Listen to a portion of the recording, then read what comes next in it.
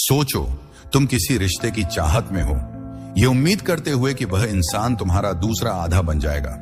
तुम अपना सारा समय और ऊर्जा उनके साथ टेक्स्ट करने मिलने की योजना बनाने और उनकी ध्यान खींचने के लिए खुद को बदलने में लगा देते हो, लेकिन बार बार तुम्हें जो मिलता है वह बस ठंडापन और उदासीनता होती है। तुम्हारे सारे प्रयास जैसे हवा में गायब हो जाते हैं, जबकि दूसरा इंसान तुम्हारी मौजूदगी की भी परवाह नहीं करता। ऐसे में एक अस्पष्ट रिश्ते में ऊर्जा लगाते रहने की बजाय खुद से दोबारा जुड़ने का वक्त निकालो। अपने व्यक्तिगत विकास पर ध्यान दो। अपने आप का सबसे बेहतरीन संस्करण बनना तब आसान होता है जब आप अंदर से खुश और संतुष्ट होते हैं। जो लोग आपकी कीमत को सच में समझते हैं और उसकी कद्र करते हैं, वे खुद ब खुदा हैं। जब आप सकारात्मक आत्मविश्वास और प्रचुरता के विचारों को बढ़ावा देते हैं, तो आप अपने जीवन में उसी तरह की चीजें आकर्षित करते हैं। सपनों के पीछे भागने से आकर्षण की ओर बढ़ना मतलब यह नहीं है कि आप अपने सपनों को छोड़ रहे हैं, बल्कि इसका मतलब है कि आप अपने नजरिए और क्रियाओं को इस तरह से समायोजित कर रहे हैं कि आप वह सब कुछ स्वाभाविक रूप से पा सके जो आप डिजर्व करते हैं। बिना किसी मेहनत के यह बदलाव न सिर्फ आपकी मानसिक सेहत को बेहतर बनाता है, बल्कि आपको अवसरों और सही लोगों का एक मैग्नेट भी बना देता है। क्या आप जिंदगी के प्रति अपना नजरिया बदलने के लिए तैयार हैं, ताकि अच्छी चीजें खुद ब खुद आपके पास आए? आज के वीडियो में हम 10 ताकतवर स्टोइक सिद्धांतों पर चर्चा करेंगे, जो आपको आपकी इच्छाओं का मैग्नेट बनाने में मदद करेंगे। शुरू करने से पहले एक कमेंट में लिखें, मैं एक मैग्नेट हूं। यह साधारण बयान आपकी यात्रा का पहला कदम होगा और आपके आसपास सकारात्मक ऊर्जा फैलाने में मदद करेगा। नियम 1, डर को छोड़ दो। एक बार मेरे एक दोस्त ने मुझसे पूछा, अगर तुम्हारे पास मौत का समय हो तो तुम अपनी आखिरी बातें क्या कहना चाहोगे? इस सवाल ने मुझे एक पल के लिए रोक दिया। मैं क्या कहना चाहूंगा? अपनी आखिरी बातों में ज्यादा सोचे बिना मैंने यह फैसला किया, डर मत करो, साहस के साथ जो मौत से मत डरो, और सबसे जरूरी बात, भगवान से मत डरो। मेरा यह जवाब एक गहरी विश्वास से आता है कि डर अगर सही तरीके से संभाला जाए और समझा जाए तो यह सिर्फ एक संकेत होता है जो हमें जिंदगी की पहचान दिलाने में मदद करता है। यहां कुछ ऐसा है, डर वो रुकावट है जो हमें असली जिंदगी जीने से रोकता है। मैं डर को एक अच्छी चीज मानता हूं, क्योंकि जब हम डरते हैं तो इसका मतलब है कि हम जिंदा हैं। लेकिन जरूरी यह है कि हम अच्छे डर और बुरे डर में फर्क करें। जब हम बेकार के डर को छोड़ देते हैं तो हमें आजादी मिलती है। डर सिर्फ एक रुकावट नहीं है जो हमें नए मौकों को पकड़ने से रोकती है, यह हमें चिंता और असुरक्षा में भी फंसाए रखता है। डर हमारे फैसले लेने और रिश्ते बनाने के तरीके पर गहरा असर डालता है। जब हम डर के काबू में होते हैं तो अक्सर हम चिंता की वजह से फैसले लेते हैं, यह सोचने के बजाय कि यह चीजें क्यों होती हैं। ये न सिर्फ हमें कीमती मौके गंवाने पर मजबूर करती हैं, बल्कि रिश्तों में तनाव और ईमानदारी की कमी भी लाती है। हम अक्सर अस्वीकार होने या अकेलेपन का डर रखते हैं, जो हमें अनहेल्दी रिश्तों में उलझा देता है, या ऐसे लोगों का पीछा करने पर मजबूर करता है जो हमारे जज्बातों का जवाब नहीं देते। लेकिन जब हम डर को छोड़ना सीखते हैं तो हम उन चीजों को आकर्षित करने लगते हैं जो सच में हमारे लायक होती हैं। आत्मविश्वास और असलीपन धीरे धीरे बेकार की चिंताओं की जगह लेते हैं, जिससे हम स्वाभाविक रूप से दूसरों को आकर्षित और प्रभाव कर पाते हैं। आत्मविश्वास न सिर्फ यह जो कनेक्शन को मजबूत करता है, वह हमें गहरे और ज्यादा स्थायी रिश्ते बनाने में भी मदद करता है। यह जिंदगी के हर पहलू पर लागू होता है। जब हम डरना बंद करते हैं तो हम नए अवसरों के लिए अपने आप को खोल देते हैं और चुनौतियों का सामना करने की हिम्मत करते हैं। डर को छोड़ने का सबसे अच्छा तरीका है उसका सामना करना, उसे स्वीकार करना और उसकी जड़ें जानने की कोशिश करना। माइंडफुल का अभ्यास करें, नकारात्मक विचारों पर सवाल उठाएं और धीरे धीरे उन्हें सकारात्मक विचारों से बदलें। यह समझना जरूरी है कि डर को छोड़ना ना तो आसान है और ना ही जल्दी होने वाला सफर। यह एक लगातार प्रक्रिया है। हर बार जब हम किसी डर पर काबू पाते हैं, हम यहां एक बात है, जब हम मजबूत और आजाद बनते हैं तो हम अपनी जिंदगी में ज्यादा सकारात्मक चीजें खींचते हैं। डर को डरना न केवल हमें बढ़ने में मदद करता है, बल्कि यह एक जिंदगी को और भी समृद्ध, अर्थपूर्ण और संतोषजनक बनाने का रास्ता खोलता है। तो यहां एक काम है, आपके लिए डर को छोड़ने के लिए। एक कमेंट करें जिसमें लिखा हो डर छोड़ो और देखिए कि आपके चारों ओर की दुनिया कैसे बेहतर होती है। नियम 2, वह चीजें खींचो जो तुम चाहते हो। क्या कभी तुम किसी की बातचीत की तरफ अनजाने में खींच गए हो? मुझे यकीन है कि तुमने यह अनुभव किया होगा। आपकी जिंदगी में कम से कम एक बार ऐसा होता है, और हर बार जब ऐसा होता है तो आपको एक अजीब सी खुशी और जिज्ञासा महसूस होती है कि वह इंसान ऐसी जबरदस्त क्यूटनेस कैसे बनाता है। इसका राज उनकी इस खासियत में है कि वह आपके इमोशंस को बहुत अच्छे से समझते हैं। उन्हें पता होता है कि आपको क्या चाहिए और आप उनकी अगली बात पर कैसे प्रतिक्रिया देंगे। जब आप किसी जॉब इंटरव्यू में होते हैं तो आप आसानी से समझ जाते हैं कि इंटरव्यूअर एक उम्मीदवार में क्या ढूंढ रहा है, और जब आपको यह पता होता है कि सामने वाला क्या सोच रहा है तो आप उस इंसान की मोहब्बत भी जीत सकते हैं। यहां आपके सामने जो इंसान है वह काम करने के रिश्तों और जिंदगी के कई दूसरे पहलुओं में कई फायदे लाता है। दूसरों की भावनाओं को समझना भी उसी सिद्धांत की तरह है जिससे हम अपनी जिंदगी में वो सब कुछ हासिल करते हैं जो हम चाहते हैं। इसलिए हर चीज पर कंट्रोल करने की कोशिश करने के बजाय खुद को कंट्रोल करना सीखें। अपने आप को एक मैग्नेट की तरह सोचें। जब आप अपनी सोच, अपने काम और अपनी ऊर्जा को सही तरीके से सेट करेंगे तो आप अपने लिए जो भी चाहते हैं उसे खुद ब खुदा आकर्षित कर लेंगे। जिंदगी दौड़ने के बारे में नहीं है, बल्कि इस बारे में है कि आप कैसे जीते हैं और सोचते हैं। इसलिए उस पर ध्यान दें जो आप चाहते हैं, ना कि जब तुम्हारे मन में कुछ पाने की जोरदार इच्छा हो। लेकिन तुम्हें अपनी कीमत पर यकीन हो तो तुम्हें अपनी चाहतों को साफ साफ परिभाषित करना चाहिए, चाहे वह करियर हो, रिश्ते हो या जिंदगी के अनुभव। और इस बात पर विश्वास रखना चाहिए कि तुम इन चीजों के हकदार हो। इन्हें लिख लो और अपने मन और दिल में बसा लो, ना कि इन्हें पाने के लिए जोर डालने के लिए, बल्कि खुद को तैयार करने के लिए कि तुम इन्हें हासिल कर सको। अगर तुम हमेशा उन चीजों पर ध्यान दोगे जिनसे तुम्हें डर लगता है तो तुम्हारी जिंदगी छीन से भरी रहेगी।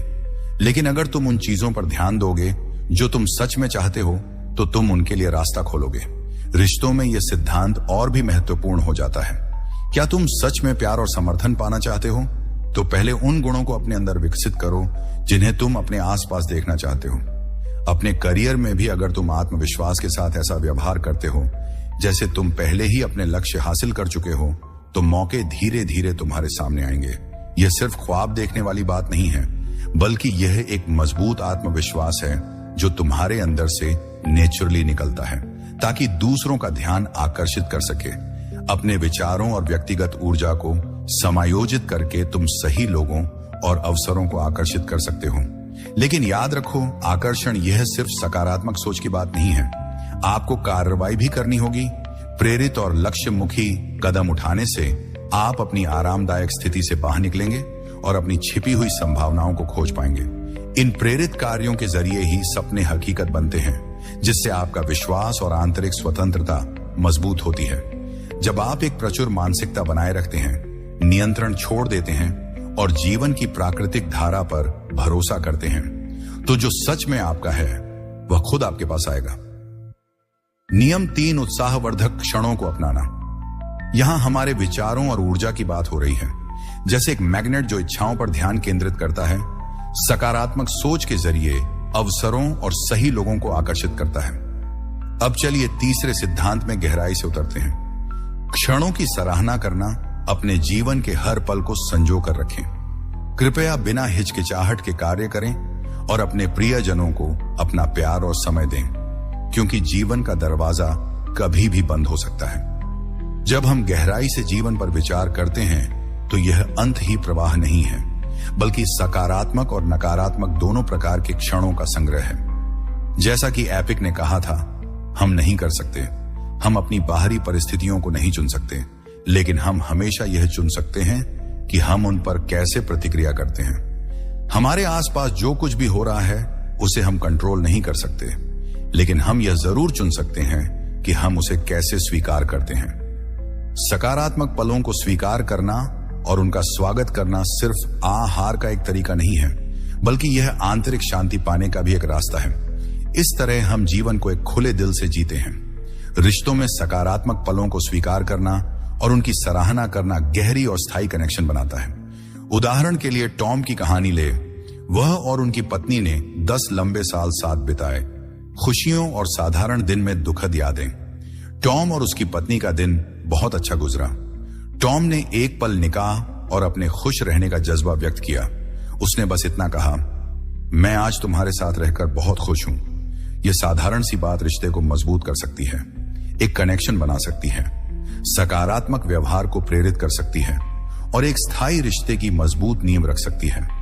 शायद ऐसा रिश्ता जो 30 साल, 50 साल या हमेशा के लिए चले। भगवान की राह पर विश्वास के साथ हम सकारात्मक लम्हों में उसकी मौजूदगी को भी अपनाना सीखते हैं। हर लम्हा खास होता है। खुशी भगवान का एक तोहफा है जो उनकी कृपा और दया का प्रतीक है। अपने वर्तमान में गहरी कृतज्ञता के साथ जीना न केवल एक स्थैतिक दर्शन को अपनाना है, बल्कि यह भगवान की योजना का सम्मान करने और उस पर भरोसा करने का एक तरीका भी है।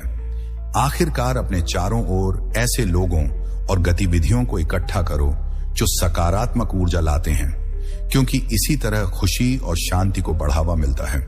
वर्तमान क्षण पर ध्यान केंद्रित करना न केवल आपके स्वास्थ्य को बेहतर बनाता है, बल्कि आपके जीवन में सकारात्मक ऊर्जा और प्रचुरता भी आकर्षित करता है। कृतज्ञता के साथ जियो और हर पल का आनंद लो। यह इस तरह है कि हम जिंदगी को सबसे अच्छे और भरपूर तरीके से जीते हैं। एक टिप्पणी छोड़े, मैं वर्तमान में जीता हूं और इसकी कद्र करता हूं। अगर आप जिंदगी की ऊंचाइयों के पलों को संजोना चाहते हैं। नियम नंबर 4, अपने आप के प्रति सच्चे रहे। जब आप एक लंबे समय के रिश्ते की शुरुआत कर रहे होते हैं, क्या आपने कभी खुद को उनके अनुसार बदलने की कोशिश की है? आप उनके शौक और इच्छाओं को जानने की कोशिश करते हैं और फिर उसी के अनुसार सब कुछ करने लगते हैं।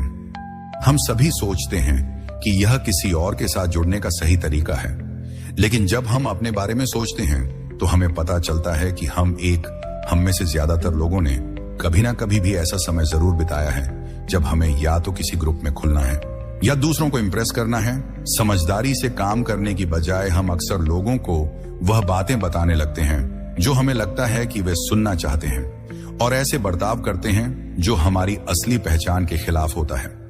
सीधे शब्दों में कहें तो हम अपने असली सो के प्रति सच्चे नहीं रह पाते। अपने आप के प्रति सच्चा रहना स्टोइक दार्शनिक के मूल सिद्धांतों में से एक है, और यह एक बहुत कठिन सबक है। जब हम दूसरों को खुश करने या बाहरी अपेक्षाओं को पूरा करने की कोशिश करते हैं तो हम आसानी से अपने गहरे मूल्यों और विश्वासों से दूर हो जाते हैं। जैसा कि मार्कस नरेस ने एक बार कहा था, अच्छे इंसान के बारे में बहस करने में और समय बर्बाद मत करो। असली व्यवहार और सोच से हमें शांति मिलती है और दूसरों के साथ सच्चे रिश्ते बनते हैं। जब हम अपने मूल्यों के प्रति सच्चे रहते हैं तो हम जैसे लोगों को अपनी तरफ आकर्षित करते हैं और सही मौके खुद ब खुदा को तय करती है। हालांकि अपने आप के प्रति सच्चे रहना यह सिर्फ दूसरों के प्रति ईमानदार होने के बारे में नहीं है, बल्कि व्यक्तिगत सीमाएं तय करने के बारे में भी है। इसमें यह भी शामिल है कि जब जरूरत हो तो नहीं कहने की हिम्मत रखना और दूसरों को खुश करने के लिए अपने मूल्यों से समझौता नहीं करना। आत्मसम्मान और आत्मविश्वास भी अपने मूल्यों के प्रति सच्चे रहने के अनिवार्य परिणाम हैं। जब आप अपनी सच्चाई का सम्मान करते हैं तो आप आत्मसम्मान बनाते हैं और अपने आसपास के लोगों से प्रशंसा और विश्वास आकर्षित करते हैं। चलिए एंड्रू की कहानी पर नजर डालते हैं, जो एक ऐसा व्यक्ति है जिसने बाहरी उम्मीदों को छोड़कर अपने जुनून और असली ताकतों का पीछा किया। एंड्रू कभी एक सफल व्यक्ति था। यह सिर्फ दूसरों के प्रति ईमानदार होने के बारे में नहीं है, बल्कि व्यक्तिगत सीमाएं तय करने के बारे में भी है। इसमें यह भी शामिल है कि जब जरूरत हो तो नहीं कहने की हिम्मत रखना और दूसरों को खुश करने के लिए अपने मूल्यों से समझौता नहीं करना। आत्मसम्मान और आत्मविश्वास भी अपने मूल्यों के प्रति सच्चे रहने के अनिवार्य परिणाम है। जब आप अपनी सच्चाई का सम्मान करते हैं तो आप आत्मसम्मान बनाते हैं और अपने आसपास के लोगों से प्रशंसा और विश्वास आकर्षित करते हैं। चलिए एंड्रू की कहानी पर नजर डालते हैं, जो एक ऐसा व्यक्ति है जिसने बाहरी उम्मीदों को छोड़कर अपने जुनून और असली ताकतों का पीछा किया। एंड्रू कभी एक सफल व्यक्ति था। अपने असली खुद से जुड़े रहे, समझदारी से फैसले ले और गलत विकल्पों से दूर रहे। यह न केवल आपको स्थायी आत्म प्रेम विकसित करने में मदद करता है, बल्कि आपको खुद को स्वीकार करने, और गलतियों से सीखने की क्षमता भी बढ़ाता है। ऐसे माहौल और लोगों के बीच रहना जो आपका समर्थन करते हैं आपकी असली जिंदगी जीने में बहुत महत्वपूर्ण है, जिससे आपका जीवन और भी सार्थक बनता है। नियम नंबर 5, अपनी पूरी कोशिश करें और छोड़ दें। हमने ये बात की है कि अपने साथ ईमानदारी से जीने से जिंदगी में संतुलन और अर्थ कैसे फिर से खोजा जा सकता है। अब मैं आपसे एक सवाल पूछना चाहता हूं। तुम्हें पता है इस धरती पर हर किसी को क्यों सीखना चाहिए कि कैसे छोड़ना है? चलो एक उदाहरण लेते हैं। एक समर्पित माली का जो बीज बोता है और अपने बाग की देखभाल करता है, वह पानी देता है, खाद डालता है और पौधों को तेज हवाओं से बचाता है, लेकिन वह पौधों को अगले दिन खिलने के लिए मजबूर नहीं कर सकता। यह माली समझता है कि अपने हिस्से का काम करने के बाद बाकी प्रकृति पर निर्भर है। वह नियंत्रण छोड़ देता है और समय और प्राकृतिक हालातों को बाकी चीजों का ध्यान रखने देता है। नियंत्रण की सीमाओं को स्वीकार करना स्टोइक दर्शन का एक मुख्य सिद्धांत है। जिंदगी में हम अक्सर चाहते हैं हर नतीजे, काम के रिश्ते और व्यक्तिगत सफलता को कंट्रोल करना संभव नहीं है, क्योंकि कई चीजें हमारी पहुंच से बाहर होती हैं। मार्क ऑरेलियन कहा था कि अपनी जिंदगी का हर एक काम ऐसे करो जैसे वह तुम्हारी जिंदगी का आखिरी काम हो। इसका मतलब यह नहीं है कि हमेशा निराश रहो, बल्कि हर पल और हर काम में अपना पूरा दिल लगाओ, ताकि जब तुम छोड़ो तो शांति से छोड़ सको। यह सिद्धांत रिश्तों में भी बहुत महत्वपूर्ण है। कभी कभी जब हम रिश्ते को बनाए रखने और उसे बढ़ाने के लिए पूरी कोशिश करते हैं, तब भी नतीजा वह नहीं है जो हमने सोचा था।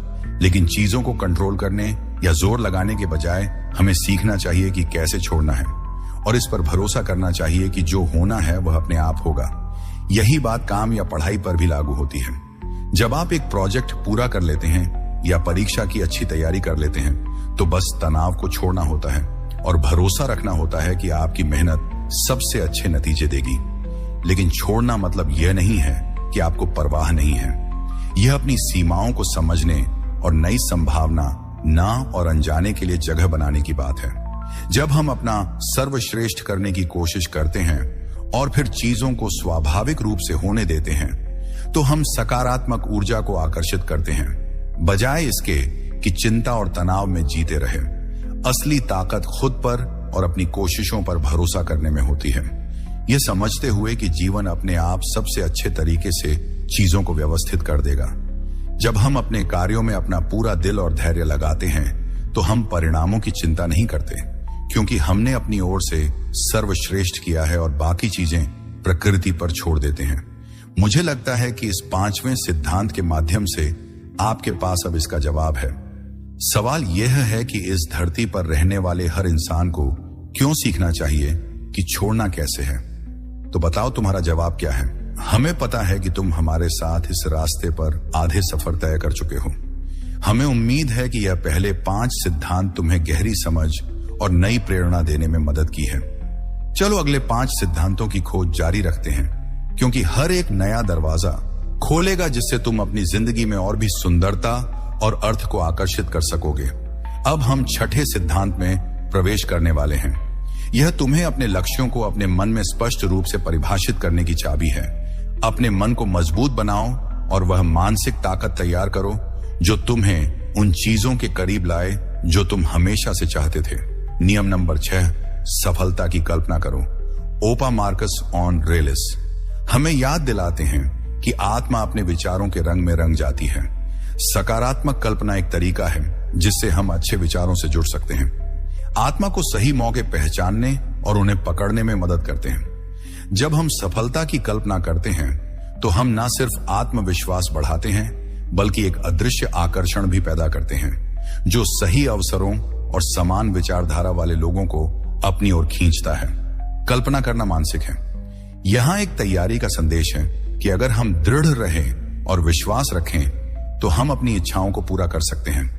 विजुअलाइजेशन सिर्फ करियर में ही नहीं, बल्कि रिश्तों में भी काम करता है। एक आदर्श रिश्ते की कल्पना करना एक तरीके से एक सहायक जीवन साथी को आकर्षित करने का तरीका हो सकता है, जो आपके समान मूल्यों और जीवन के आदर्शों को साझा करता हो। जब आप उस रिश्ते की कल्पना करते हैं जिसे आप चाहते हैं, तो आप न केवल अपने आदर्श साथी की छवि बनाते हैं, बल्कि एक सकारात्मक मानसिक स्थान भी तैयार करते हैं जहां वह रिश्ता बढ़ सकता है और फल फूल सकता है। चाहे वह करियर हो या व्यक्तिगत जीवन डेवलपमेंट, विजुअलाइजेशन एक तरीका है जिससे हम मानसिक रूप से तैयार होते हैं और आत्मविश्वास बढ़ाते हैं। सोचिए, एक दिन माइक एक युवा उद्यमी उस सफलता को हासिल कर लेता है जिसका उसे लंबे समय से सपना था। कई सालों की मेहनत, असफलता और सीखने के बाद माइक अपने नए ऑफिस में कदम रखता है और अपने कर्मचारियों को उत्साह से काम करते हुए देखकर उसे खुशी और गर्व महसूस होता है। उसे एहसास होता है कि उसने सिर्फ एक कंपनी नहीं बनाई, बल्कि अपनी जिंदगी पर भी नियंत्रण पा दिया है और अपने भविष्य को आकार दिया है। वह पल अब कोई धुंधला सपना नहीं रहा, बल्कि इसके पीछे की मेहनत का नतीजा है। यहां आपके दिए गए टेक्स्ट का हिंदी में अनुवाद है: दृश्याम मानसिक तैयारी और लक्ष्यों की स्टेडफास्ट खोज। यह सफलता सिर्फ एक मंजिल नहीं है, बल्कि एक यात्रा भी है जिसमें माइक ने खुद को तराशा, हर अवसर को अपनाना सीखा और चुनौतियों का सामना किया। हालांकि त्रिशंकु निरंतरता इस मानसिक चित्रों को वास्तविकता में बदलने की कुंजी है। हमें नियमित रूप से सभी इंद्रियों का इस्तेमाल करते हुए इन चित्रों को स्पष्ट और जीवंत बनाने का अभ्यास करना होगा। उस समय दृश्य से मिलने वाली प्रेरणा हमें सभी कठिनाइयों और चुनौतियों से पार पाने में मदद करेगी। अंत में याद रखें कि यहाँ पर विजुअलाइजेशन की ताकत का मतलब है कि ये हमारे और भगवान के बीच एक गहरा संबंध है जो हमसे कहीं ज्यादा पवित्र है। विजुअलाइजेशन का मतलब सिर्फ किस्मत को कंट्रोल करना नहीं है, बल्कि यह ब्रह्मांड के प्राकृतिक प्रवाह को स्वीकार करने का एक तरीका है। हमें यकीन करना है कि जो चीजें हमारी हैं वह हमें अवश्य मिलेंगी। विजुअलाइजेशन की इस ताकत को अपनाओ और इसे तुम्हारी सफलता की दिशा में मार्गदर्शन करने दो। न सिर्फ भौतिक जीवन में, बल्कि आत्मा के साथ जुड़ने में भी नियम नंबर 7 नियंत्रण छोड़ो। यह महसूस करना कि हमें कुछ चीजों को कंट्रोल करने की जरूरत है एक स्वाभाविक मानव प्रतिक्रिया है। हम अक्सर चाहते हैं कि सब कुछ हमारे अनुसार हो। जीवन को योजना के अनुसार जीने की आदत होती है और हम तब सबसे ज्यादा सहज महसूस करते हैं जब हमें पता होता है कि हर चीज हमारे नियंत्रण में है। लेकिन यह समझना जरूरी है कि असल में हम कभी भी सब कुछ नियंत्रित नहीं कर सकते। इस पर ज्यादा ध्यान देने से चिंता, असंतोष और निराशा हो सकती है जब जीवन हमारी उम्मीदों के मुताबिक नहीं चलता। एक उदाहरण के तौर पर सोचिए, आप एक नाविक हैं जो नदी के बीच में हैं। आप अपनी रोइंग और नाव की दिशा को नियंत्रित कर सकते हैं, लेकिन आप नदी की धारा या मौसम को नहीं बदल सकते। रिश्तों में भी यही बात लागू होती है। दूसरों की भावनाओं और व्यवहार को कंट्रोल करने की कोशिश करने की बजाय हमें इस पर ध्यान देना चाहिए कि हम कैसे प्रतिक्रिया करते हैं, जैसा कि एपिकस ने सिखाया।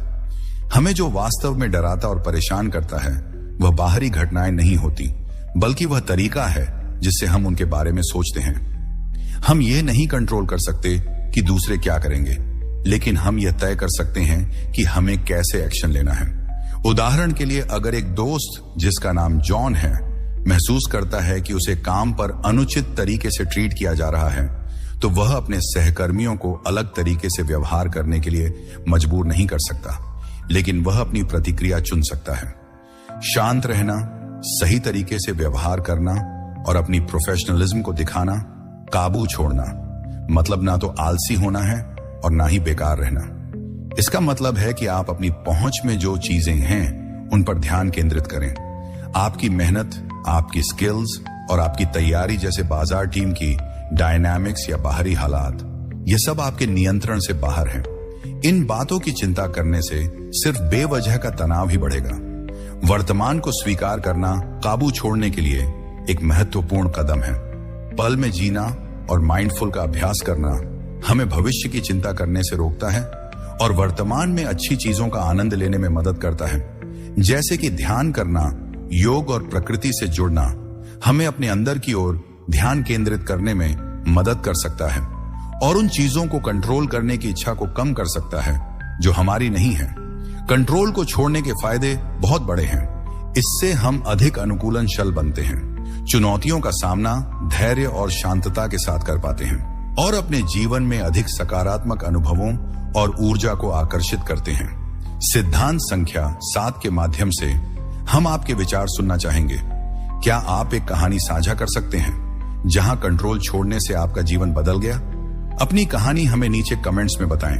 नियम नंबर 8, स्पष्ट लक्ष्य निर्धारित करें। हमने अपने इरादों को समझते हुए नियंत्रण छोड़ने, तनाव से मुक्त होने, खुद पर ध्यान केंद्रित करने और जीवन की प्राकृतिक लय के साथ सामंजस्य में रहने का अनुभव किया है। अब आइए हम 8वें सिद्धांत में गहराई से उतरते हैं और स्पष्ट इरादे निर्धारित करने के महत्व को समझते हैं। स्पष्ट इरादे निर्धारित करना एक मार्गदर्शक प्रकाश स्तंभ की तरह काम करता है, जो हमें अपनी क्रियाओं और निर्णयों को कार देने में मदद करता है।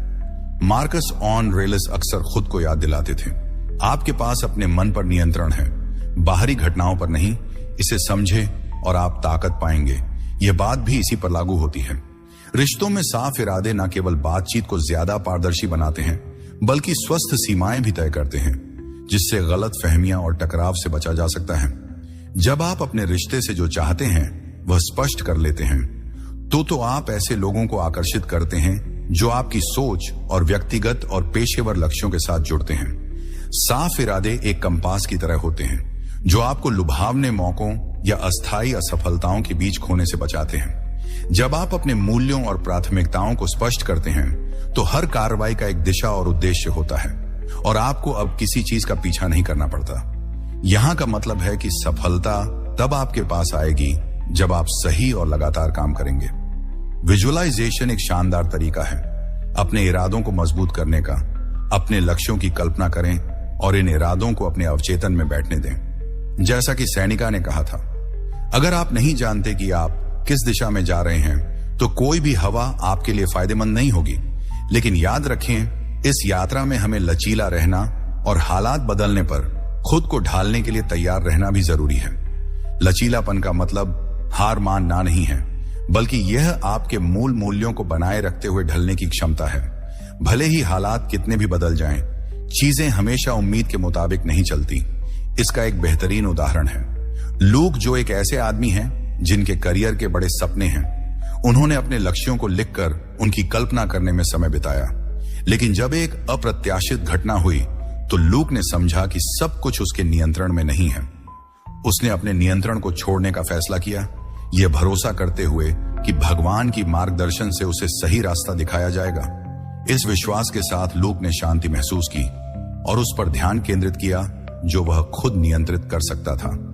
अपने कार्य और अपने विश्वास अंत में स्पष्ट इरादे रखना एक शक्तिशाली उपकरण है जो मदद करता है। यहां हम अपने जीवन की दिशा को इस तरह स्टीयर कर सकते हैं कि चिंता या डर हमें ना डोमिनेट करे। लेकिन याद रखें, शांति सब कुछ पर नियंत्रण रखने से नहीं, बल्कि भगवान और ब्रह्मांड पर विश्वास करने से आती है कि जो हमारे लिए सही है वह तब आएगा जब हम इसके लिए तैयार होंगे। नियम नंबर 9, धैर्य का अभ्यास करें। सोचिए, आप गाड़ी चला रहे हैं और ट्रैफिक में फंसे हुए हैं जो धीरे धीरे आगे बढ़ रहा है। हॉर्न की आवाज, सड़क की शोरगुल और आसपास के ड्राइवरों की निराशा एक तनावपूर्ण माहौल बनाते हैं। हमारी प्राकृतिक प्रतिक्रिया, सर यहां पर बात की जा रही है कि हमें अक्सर इरिटेशन और इम्पेशंस होती है। हम चाहते हैं कि सब कुछ हमारी मर्जी से जल्दी और आसानी से हो, लेकिन जब हमारी उम्मीदें पूरी नहीं होती तो इम्पेशंस हमें घेर लेती है, जिससे हमारा मन बेचैन और तनावग्रस्त हो जाता है। हालांकि स्टोइक दर्शन में हमें सिखाया जाता है कि हमें इम्पेशंस को नियंत्रित और बदलना चाहिए, ताकि हम जिंदगी की अराजकता के बीच शांति पा सकें। धैर्य ही जीवन की कठिनाइयों पर काबू पाने की कुंजी है जैसे एक बीज को जमीन में बोने पर बढ़ने में समय और देखभाल चाहिए, वैसे ही एक पेड़ को उसकी प्राकृतिक प्रक्रिया से तेज नहीं बढ़ने के लिए मजबूर नहीं किया जा सकता। जिंदगी भी कुछ ऐसी ही है। हमें प्रक्रिया पर भरोसा करना चाहिए। यह समझना है कि हर खूबसूरत चीज को विकसित होने में समय लगता है। धैर्य हमें हर चरण का आनंद लेने की अनुमति देता है, भले ही परिणाम तुरंत नजर न आए। व्यक्तिगत जीवन और रिश्तों में धैर्य और भी ज्यादा जरूरी होता है। सच्चे रिश्ते जल्दी में नहीं बनते। दूसरों को समझने, सहानुभूति रखने और विश्वास बनाने में समय लगता है। जल्दी मत करो, चीजों को स्वाभाविक रूप से बढ़ने दो। हर कदम की अपनी अहमियत होती है। वे पल जो रुकावट लगते हैं असल में हमारे लिए सीखने और बढ़ने के मौके होते हैं। सजगता से जीने से हमें अपने ध्यान को केंद्रित करने में मदद मिलती है। यहां पर और अब पर ध्यान देना और निराशा और अधीरता को कम करना जरूरी है। हमें तुरंत परिणामों की तलाश नहीं करनी चाहिए, बल्कि यह भरोसा रखना चाहिए कि अगर हम अपने पूरे प्रयास देंगे तो सब कुछ अपने आप सही समय पर पूरा होगा। अच्छी चीजें तब आती हैं जब हम उन्हें पाने के लिए तैयार होते हैं। इसके अलावा अपनी यात्रा को एक समुदाय के साथ साझा करने से धैर्य को और मजबूत करने में मदद मिलती है। दूसरों का समर्थन न केवल प्रेरणा देता है, बल्कि यह भी समझने में मदद करता है कि कभी कभी बड़ी चीजें पूरी करने में समय लग जाता है। धैर्य और शांति की ताकत हमारे लिए एक बेहतरीन उपकरण है। हमारे जीवन में अपने लक्ष्यों को बिना तनाव के हासिल करना जरूरी है। हमेशा याद रखें, जब हम धैर्य रखते हैं तभी जो हमारे लिए है वह सही समय पर आता है। धैर्य का अभ्यास सिर्फ समय का एक पार्ट नहीं है, बल्कि यह खुद को बढ़ाने की एक यात्रा है। आप अपनी रोजमर्रा की जिंदगी में कितने धैर्यवान हो सकते हैं? हमें अपनी दृढ़ता दिखाने के लिए धैर्य के अभ्यास पर कमेंट करें।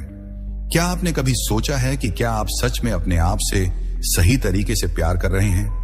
और अपने आत्मसम्मान को बढ़ाना आपकी जिंदगी को कैसे सकारात्मक तरीके से बदल सकता है?